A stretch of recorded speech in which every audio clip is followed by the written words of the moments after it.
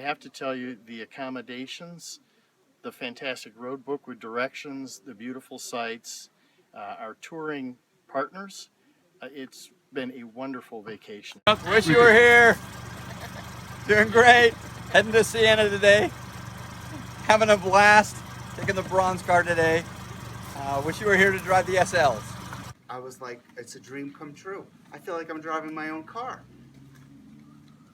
And the tour is like unbelievable. We've come on the driving tour and it's been a really fantastic experience. We've been driving for 2 days. We've had sunshine and rain and everything, and it's just been fabulous to drive these amazing cars on beautiful roads, staying at really nice places. Today we went to Lake Ascona on the Swiss side, and I just don't want this journey to end at all.